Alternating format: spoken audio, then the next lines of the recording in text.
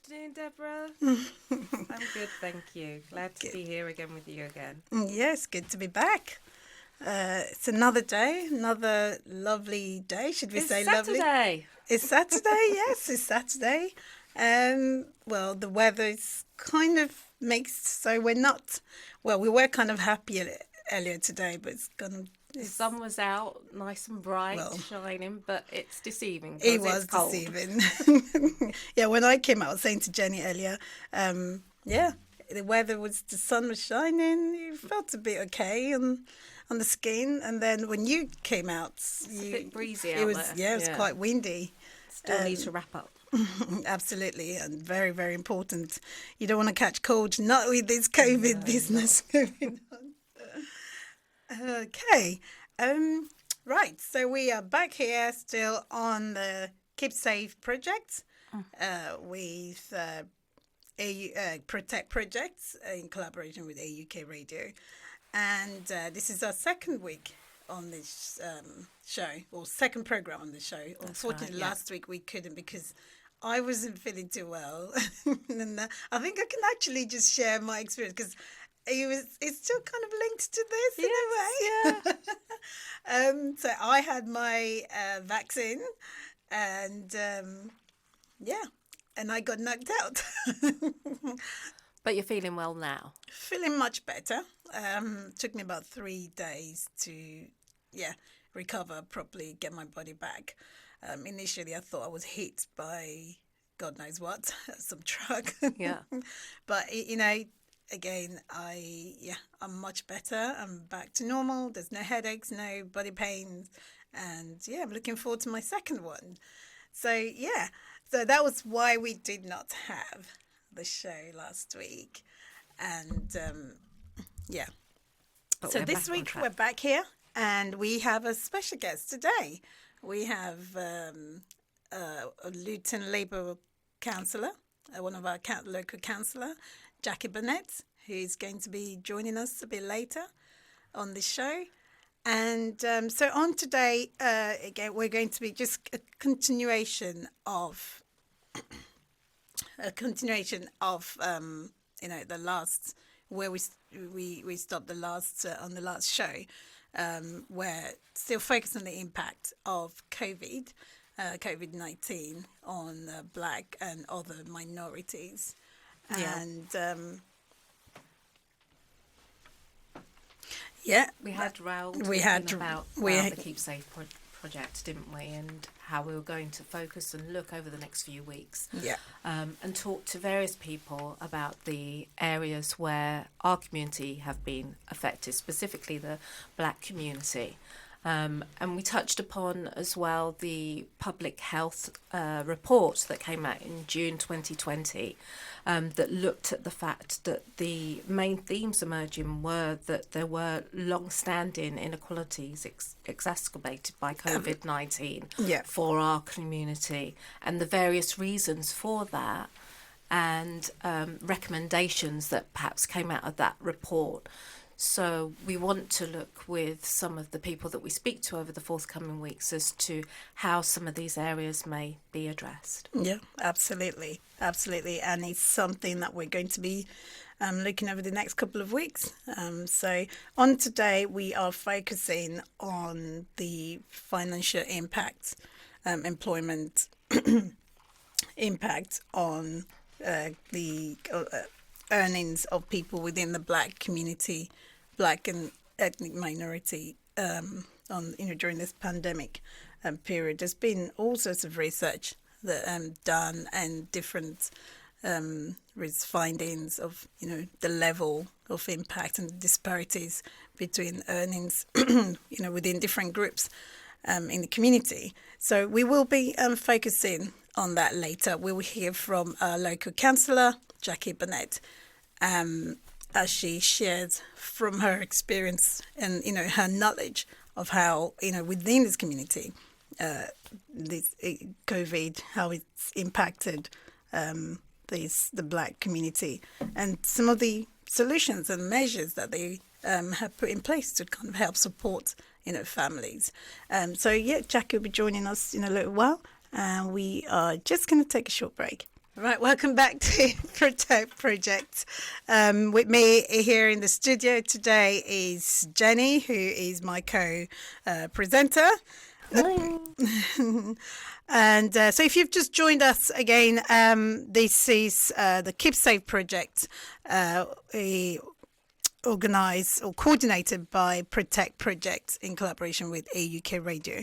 The project is aimed at educating the local community within the Black and other minorities on the COVID related issues and how to approach it, and some of just highlighting some of the issues that affect us as a community. And today on the show we have a Labour councillor, Jacqui Burnett, who have kindly agreed to join us, and she's also going to be we're going to be having a discussion around the issue that we are highlighting today, which is around employment. Which is around employment and earnings under COVID, obviously, just overall general financial impact on the black community. Hi, Jacqui. How are you? I'm not too bad. I'm glad we're about to bounce into spring tomorrow. Lose 1 hour sleep, but we'll be in spring. Yes, I'm good. Thank you. That's good. You're quite a busy person, Jacqui, aren't you? Yeah, normally I would be busy, but during the pandemic, I've lost both my parents. Oh no! Yeah, Oh, sorry to hear that. Yeah, so I lost my dad in April, in the first wave in London. He was in a nursing care home, had dementia. So I lost him, and then in January I lost my mum in Luton at the hospital, at the L&D hospital. She was going to pass away. She was towards the end of life because she had cancer of the bone marrow. But she got COVID while in hospital being treated for that. So I've taken things a bit slower in the last few months with the grief. So yeah. Right, yeah, really sorry to hear that. That's okay. But one has to recognise grief and the mental health challenges that we're going through. No point being in denial about it. Absolutely. Yeah. No, you're absolutely right. Working through it, my dear. Yeah. Well, we'll keep you in the prayers, and yeah. Thank you. Yeah. Yeah, and many others, yes. It's not just myself that's finding it. No, I know it is for a lot of people, especially during this time. Yeah. I got a cousin that reminded me of saying, and this too shall pass. So it's just... Yeah, it will. I know that is true. It will. I think this. So at the moment, sometimes it doesn't feel like it, is it? It's like a roller coaster, isn't it? Yeah. For everybody, the feelings. Yeah. Especially with the lockdown, we get back into what seemed to be us getting back to normality, and then all of a sudden we are again. But yeah, hopefully there's a light at the end of the tunnel. Yeah, and holding on what our ancestors have left us with, the memories and things like that. Yeah. So, moving forward, that's what I'm endeavouring to do. That's good. Yeah, so we've got to inform the people. So I'm glad you and Jenny are doing this today. Yeah, well done. Thank you. Trying to raise awareness, really, and one of the focuses of our discussions is looking at the public health report that came out that talked about the impact of COVID on us as a community. And Deborah mentioned that the focus for today, we were sort of going to look at employment. And one of the themes that came out of that report basically is the fact that a lot of our community may be employed in positions where they are key workers and therefore more greatly affected by COVID. And as such, there are implications for them because of, their exposure, the jobs that they're working in, how they get to work, what protective equipment they're provided with, all of those factors, and it then ties in as to how, you know, we as a group are more disproportionately affected. Yeah. Yeah. There has been a lot of things come to light, and I think a lot of it is not that we didn't know about them. I think it's just like cream has risen to the surface, or a crystallization, a crescendo moment, as you say in music, that has just brought everything up to the surface. To the surface, So those in societies that wanted to deny or ignore the inequalities that others took very seriously, that they didn't exist, because there are those in society that have. Yeah, COVID has shone a very clear light, the crescendo moment. It's just exacerbated these inequalities, hasn't it? Yeah. So it's been hard. It's been hard, and I think there's a continuing conversation with regards to that, because when COVID started to bite, and we became more clear about the disproportionality, among black and Asian communities, saying poverty, I clearly picked up people saying, okay, so how comes certain third world countries or developing worlds, like in Africa and the Caribbean, has not been as effective because they're poor, they're poorer than the West. Yeah, there was that programme on the other day as well, showing, wasn't there, a documentary that clearly showed in South Africa. Okay, I missed that. But yet there was a lower incidence of COVID cases. And I think one of the things it showed was, like South Africa, South Korea, their experience of having pandemic, like Ebola, and like South Korea and SARS, they took these new viruses and very seriously, and they invested a lot in public health. Yeah, because in South Africa, they spend a lot of effort on community.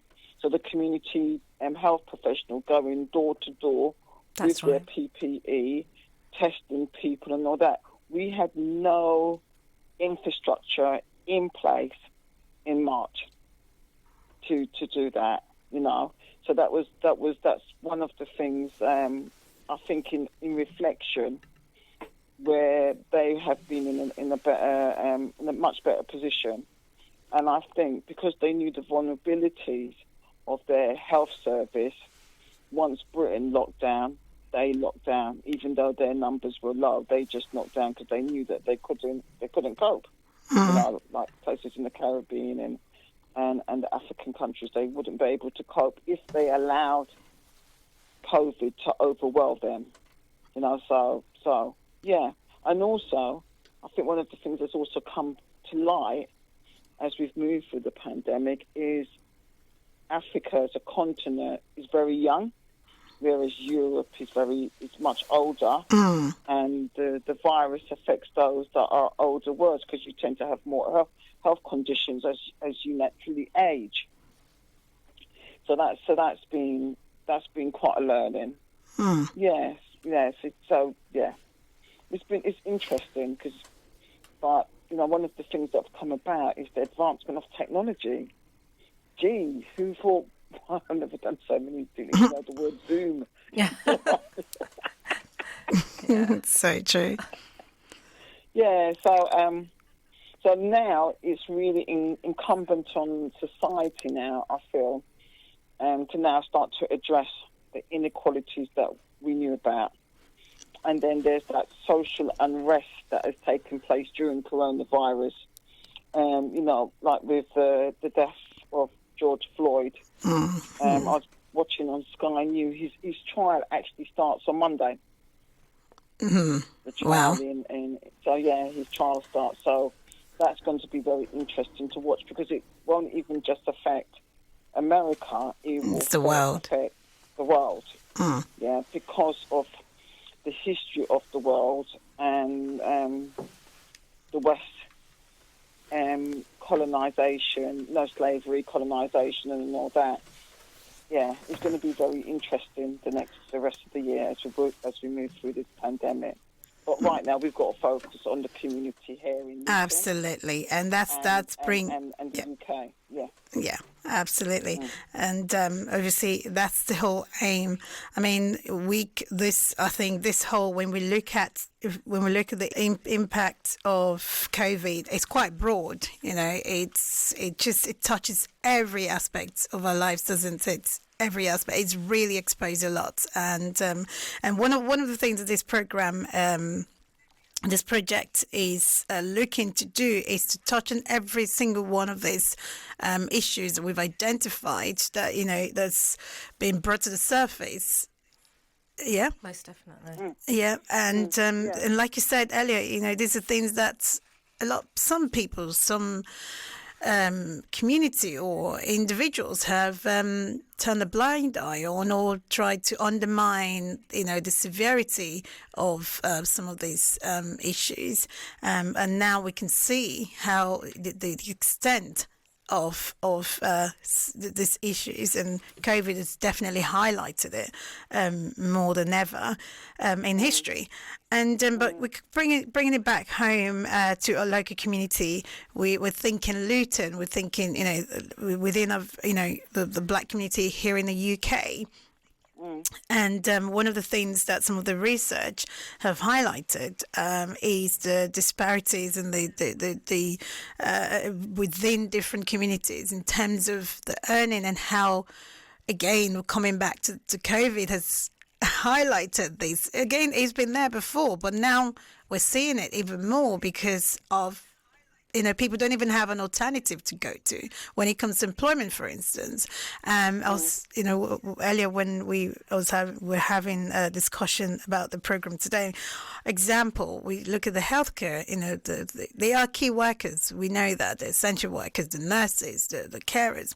But when you look at that industry, for instance, a good number of the people who are on zero contract hours, just as an example, are people from the, you know, Black communities. And yes, whereas if even people on furlough have to have a permanent contract to be able to get access to that government support. So these are some of the findings. And there's a report in July last year, you know, the earnings of Black and other minority workers, and, you know, how it's dropped in comparison to the white population. And the percentage, the margin is enormous. For the average Black person, according to that report, it was 14%, as opposed to 5% of the white population. So, this is a problem. So, I mean, you as a local leader within Luton, for instance, how have the council actually today acknowledged that this is a problem? Yes, what the council did when everything was coming through, the data and the information, I'm somebody that sits in a couple of organisations, so I was able to pick up the intelligence that was happening with the Black community and the Asian, got relationships in Birmingham and that. It got brought to my attention, and I shared it with the leaders of the council. They gathered their data, and a health and wellbeing board was convened, chaired by the leader of the council, to engage with the community. This was something that Birmingham City Council had done. Okay. What they had found, and what was the early indications was, there were Black and Asians dying that were health professionals, but they were not poor. So the argument about poverty didn't span out, because quite a few of them were consultants, and consultants do not earn pittance. Yeah, they got substantial money, and they were dying. So that's when Luton Borough Council, learning from others, called a health and wellbeing event. It was through YouTube, learning from others. Communities was able to submit questions, and the leader of the council chaired that. Subsequent to that, we also set up a community and faith leaders group. Officers present every fortnight. So that's during the first lockdown, and it has continued, that group. And every fortnight we get an update on the numbers, what actions are taking place, and also officers are talking to community and faith leaders how we manoeuvre through the different challenges. So, as when we was coming out of lockdown, one, what the guideline was going to be, best ways of communicating. Also, when we were finding out there were areas where the numbers of COVID was stubbornly hard, how do we go about to engage, communicate, encourage the communities to get tested? So there's been a two-way conversation on that. So there's a regular COVID-19 community and faith leaders group that has a meeting. The council also, to the autumn of last year, set up a COVID champions group, learning from Newham. And this is something that has now happened up and down the countries. So getting people in from the community to share the message that the council is putting out. So not just leaving it to one medium, like social media, to get the message out, what's going on, so the numbers is one thing we're constantly communicating. You can go on council website to get what the weekly stats are, but also the council, for the director of public health, is attending the community and faith leaders group and the community champions group to give them what the numbers are, break it down by ward. That is now available on a weekly basis. Okay. Are we moving up? Are we moving down? But also the messaging about the vaccine. The vaccine only came, December, but we still had to do work to get the numbers down so Luton could come out of restrictions. And that's one of the works we did, regularly communicating with the community, getting their perspective, because the solution is not just going to be found by officers, because who know the community better but the community, because we live among each other. Yeah. So that has been really, really key. Okay. There has been mistakes in communication, but this is a charter and this is a journey none of us have ever. Yeah, it's just a learning curve, isn't Absolutely, it? And having to respond. And one of the other things we've set up is a health inequalities working group. So that's a small group that is looking specifically around how COVID has impacted the Black and Southeast Asian community. So, and when we say Black, we're saying Black African, Black Caribbean, Southeast Asian is Bangladesh and Pakistan. Okay. Because those are the groups locally that have been disproportionately.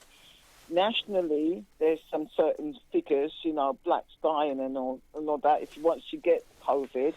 But in Luton, disproportionately, it has been the Pakistan, the Bangladesh, and then the black community that has disproportionately, once contracting COVID, has died.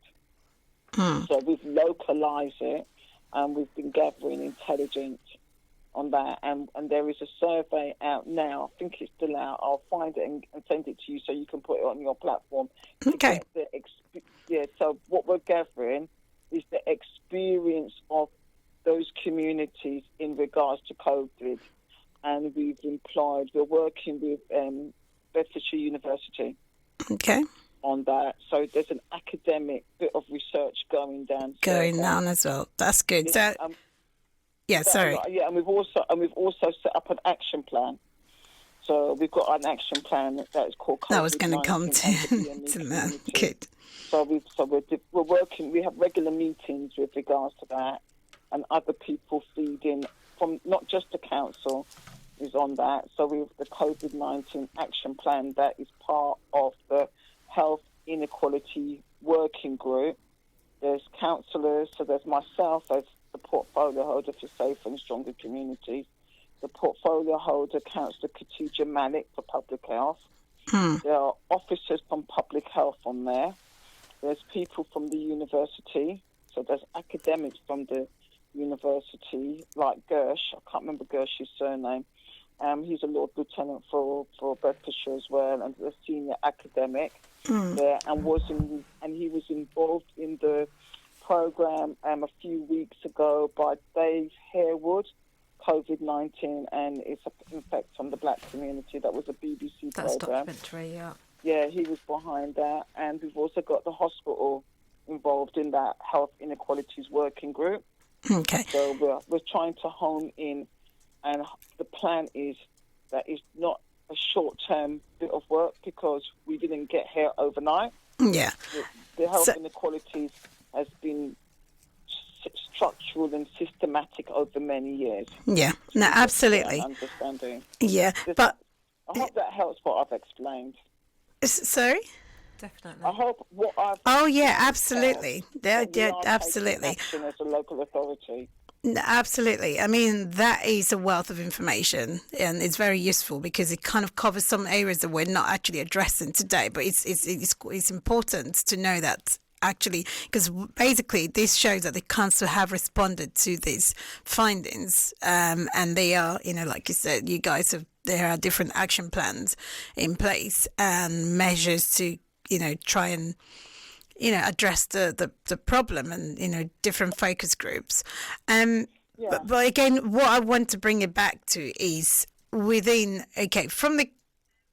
as constituents of this, one of your, constituent, you being the councillor, with regards to the support with regards to we're coming back to, because we understand and we agree that there has been issues around this disproportional income earnings for people from certain groups, and also obviously COVID have highlighted it even more. And whereas people can hustle before, you can get a black person or someone, not just a black person, someone from other minorities. I know a lot of people from the Philippines, for instance, who have to take on 3 jobs and, to get by. And we know the reason for some of this because they support families back home. Most people do from this background. But with COVID has changed the game for a lot of these people. The kind of job that they have, the type of contract that they run, with the support that the government have provided nationally, so like furlough, for instance. But when it comes to some of the people within this group that we've identified, it's a problem. It's more they are. A lot of them are at the brink of extreme poverty now because there are no supports. Again, like the example I gave earlier, and is on zero contract hours. Majority of the people on zero contract hours we know are the minority people. So, what is the council? Was there any way, in part of all these measures and projects that the council have set up, was there any that was focused towards supporting people from the... Right. There's a few things there. So the council has been distributing the business support grant that the government has given them. So that's one bit for those that have been self-employed. But that's for businesses. Yeah, we've been doing that. We've also been supporting food banks. So the food bank take-up has been massive. Okay. And there's been a lot of galvanised work in Luton by the community to try and ensure that nobody goes hungry. So there has been all different faith groups, the Luton Council of Mosque, the black churches, the white churches, the Sikh, the Hindus, they've all worked to ensure that they can make sure that nobody in Luton goes hungry. It's been and they've been sustaining that. Okay. Yeah, they have been sustaining that sort of work. The council is still providing service to people who need emergency housing. So that service hasn't stopped. It is hard to get maybe access to speak to people, but they are still there. Okay. So that service is still there. Customer service has not gone away. Rehousing and dealing with the young people is still there.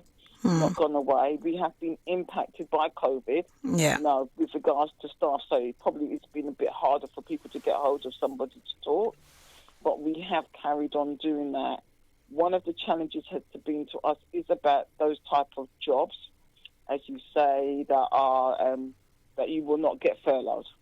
Yeah, I mean, that's just as an example. Yeah, and some have been made redundant. And I think it's not just we as Bedfordshire has a county, when compared to Hertfordshire and Cambridgeshire, has the highest number of young people out of work. That is just a fact. Yeah, that is a fact, and we're trying to find ways, and the MPs are in conversation with government and different governmental departments to do things.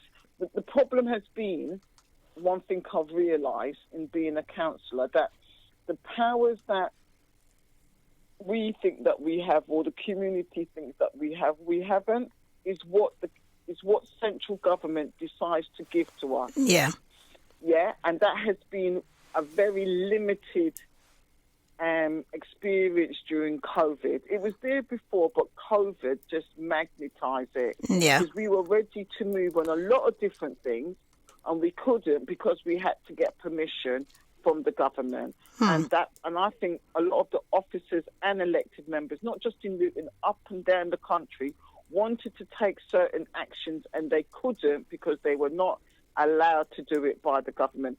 Take, for instance, Greenwich.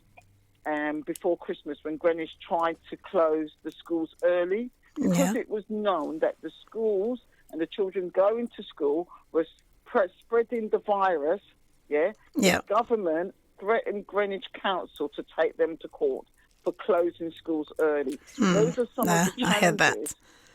That local government have had to grapple with, because we know what's going on in our community, as elected members, way better than them down in Parliament, But they don't, I would say, they don't trust local democracy enough to do what we need to do to protect the residents.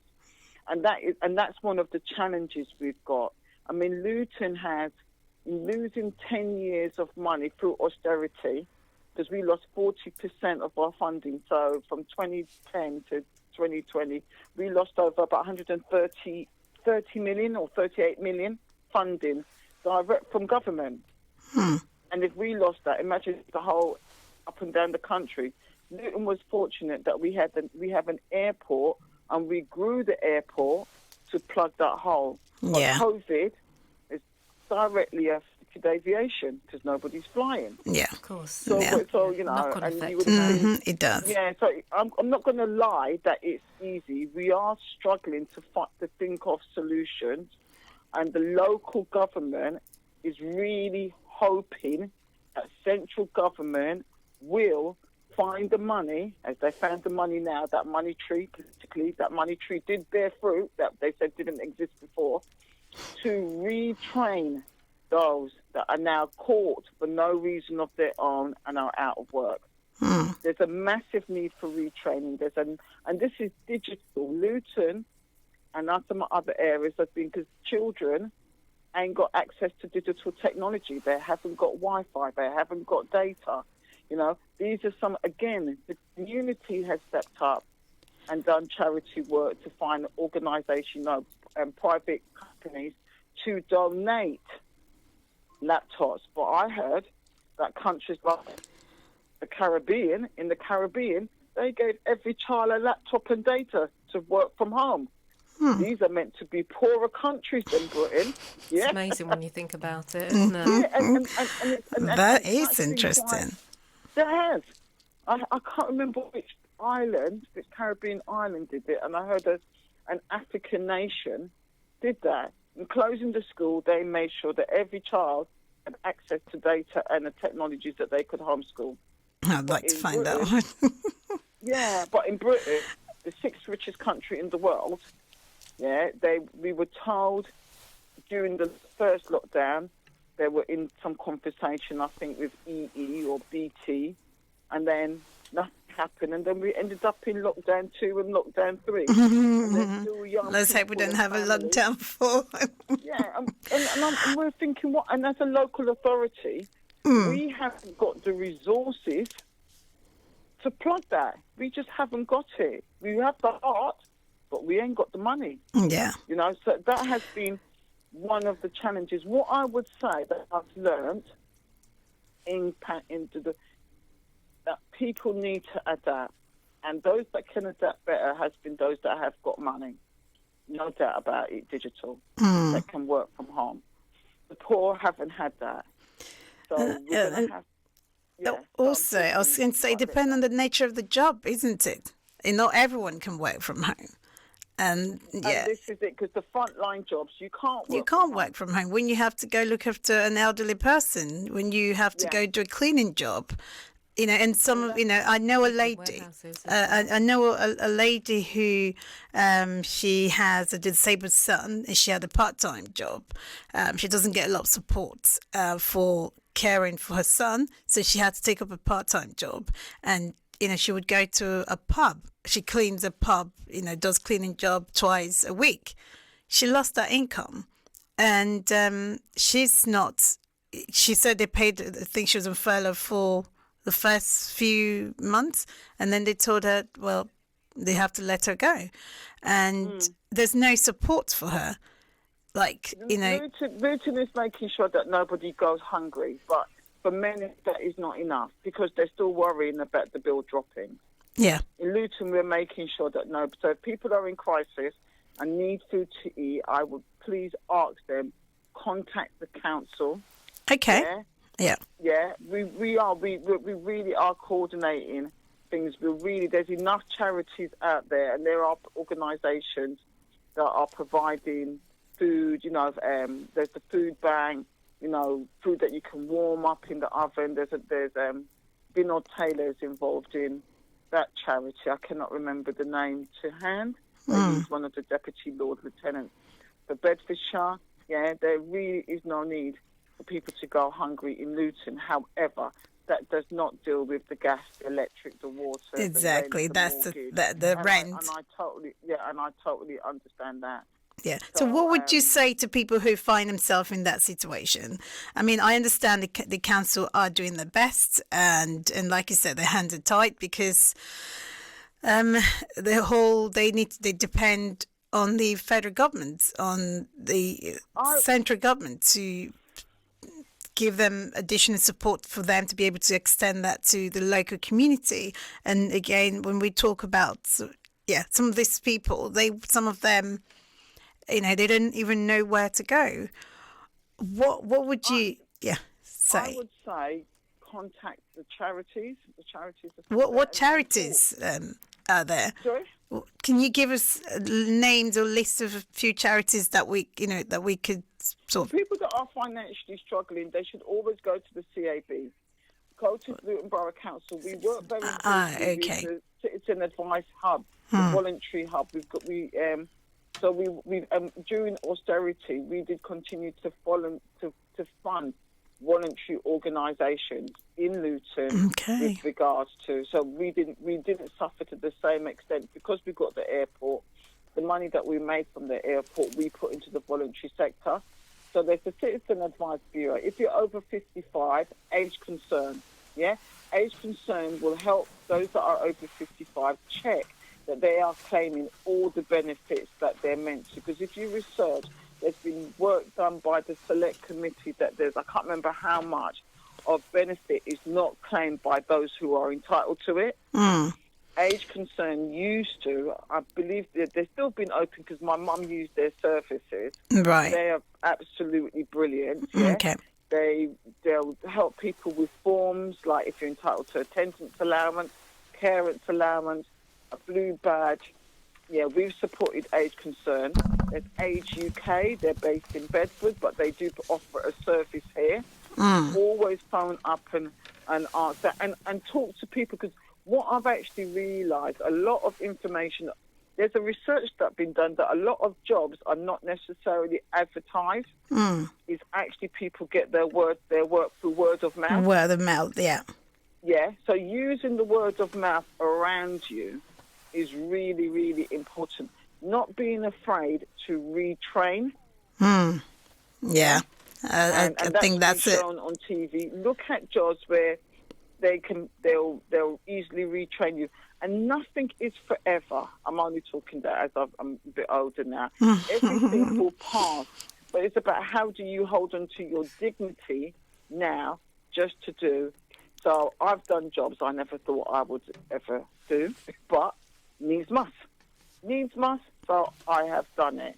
So, but there's a lot of kind people out there that are prepared to help and share information and go, oh, there's this opportunity, you could go for it. Sometimes I think what's happened, and it's going to be interesting as we move through the pandemic and Brexit, that we've got a lot of people that think I'm too overqualified and I shouldn't be doing a certain job. Yeah. Yeah. But yeah, there are some of them. There's some that are not, but there are some that are like that. And if people ever say, where's the evidence? Just look on the TV. There's been some programs on of farmers in this country that do not have British workers working for them. They're having to go and recruit overseas. So yeah, that's been a long-standing problem within the labour market. Yeah. There's been a long-standing problem. Why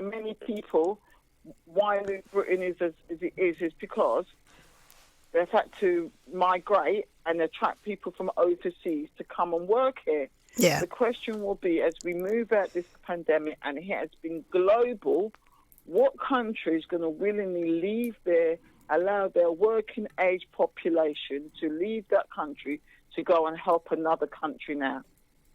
Because the numbers of deaths here, I think to the UK, 300 and something died in the Second World War, and that lasted 5 years. And in Britain, we're already at 120,000 after 1 year of the pandemic. The problem gets further complicated by legislation that the UK itself will bring in on restrictions of people coming in to cover those sorts of jobs as well. So, there is more on the horizon. But I think they have actually, they've kind of loosened the love, haven't they? You have more people coming on the different tiers now, like easily getting visas to come and work in the UK because they need that labour.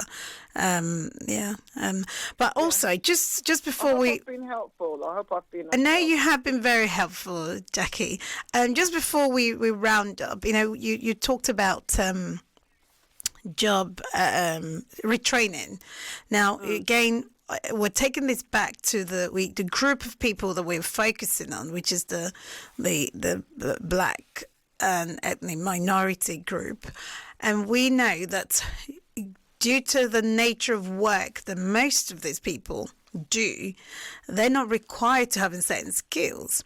And during this pandemic, everything has been digitalized, it's virtual. Most jobs, most people are required to work at home. A lot of companies and businesses are innovating, and the whole agile practices or ways of working is coming to life now, and a lot of people are kind of going towards that direction.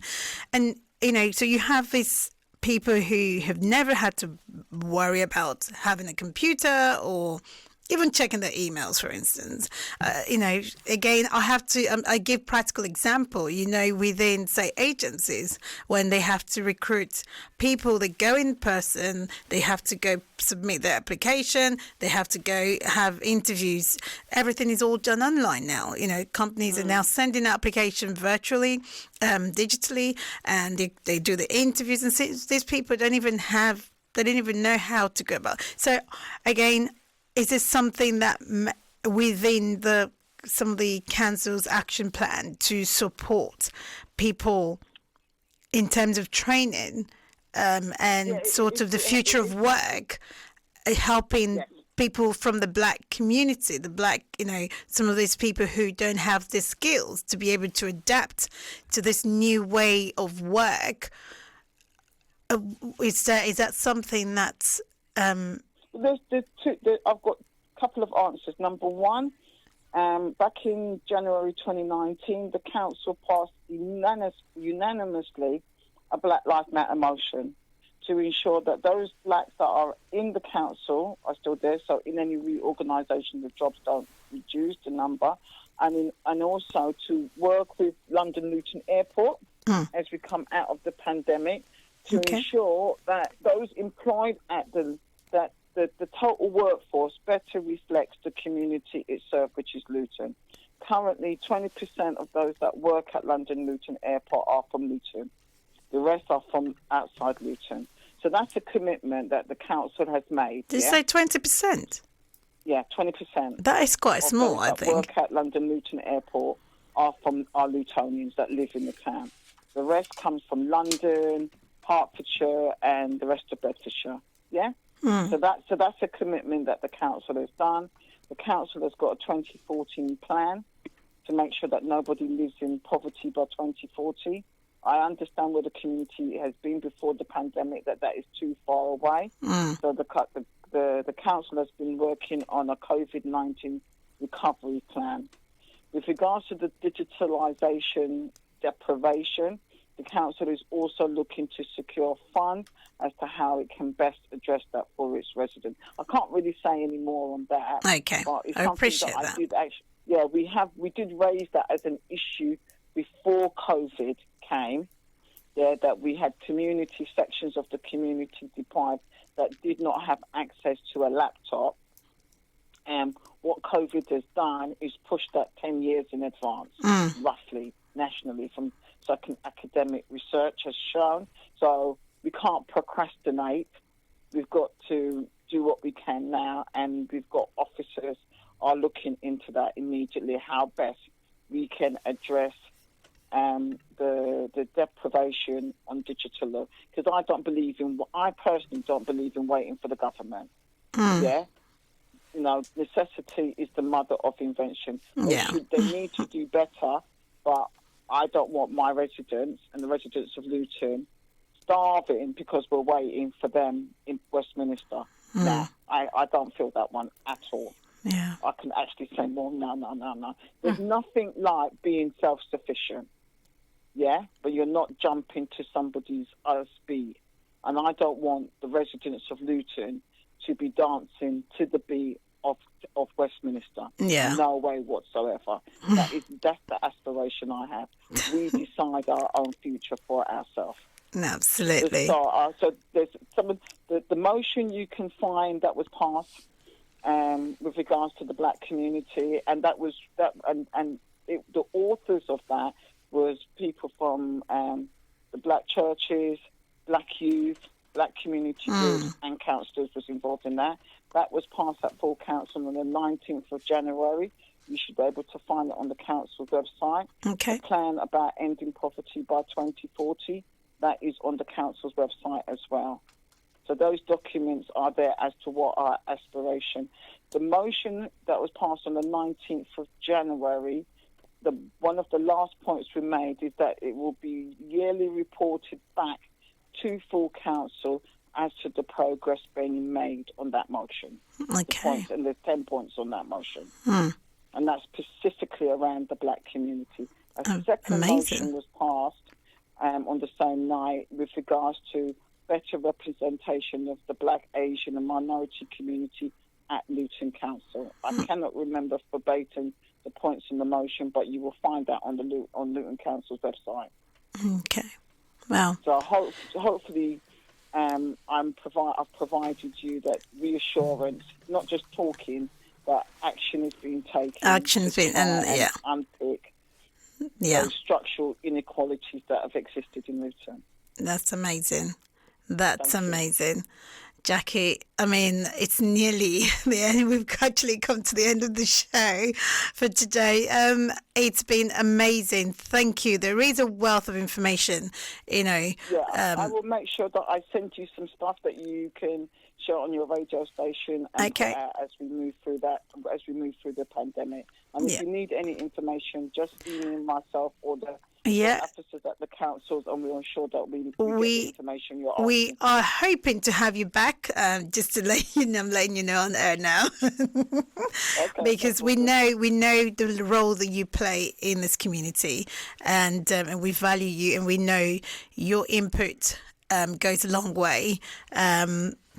So there are other areas that will be obviously contacting you later and just tell you, so you can sort of prepare for the next time we hopefully privileged to have you on the program.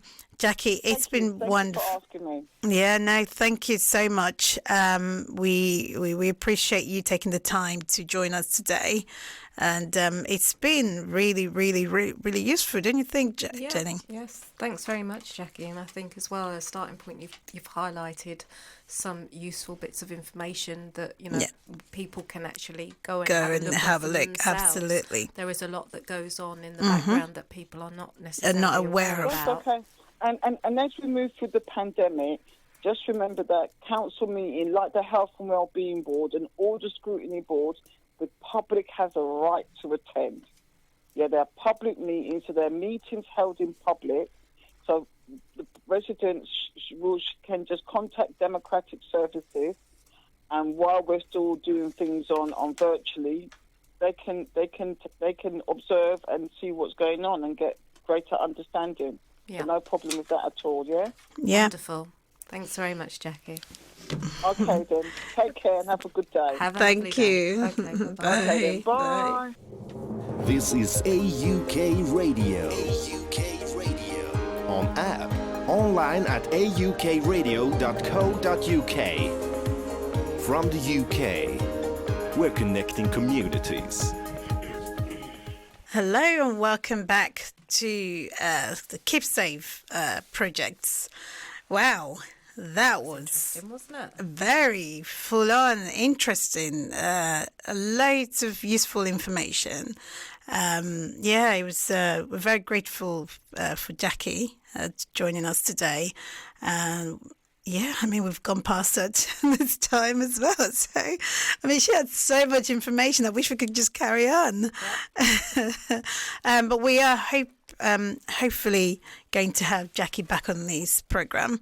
There are other aspects of the impact of COVID that we will be looking at in the coming weeks, and we are looking forward to having you, our listeners, tell your friends, your family, and to join and listen. If there's any information, if you have any question, you can always email us at info@aukradio.com or contact us via our social media, via Twitter or Facebook. We are here to help. This project is dedicated to you, the listeners, the public. If you know anyone who has been impacted and they're struggling and they're not sure of where to go to get help, or they have questions, Jacqui's giving us a wealth of information, and we're hoping that once we'll actually follow this link, follow up on some of those information, and put as many as we can out on our platform. So, we've come to the end of the show, and it's been a wonderful being here, and hope that you have a beautiful rest of the week and enjoy your Saturday and Sunday. See you next week. This is AUK Radio. AUK Radio. On app, online at aukradio.co.uk. From the UK, we're connecting communities.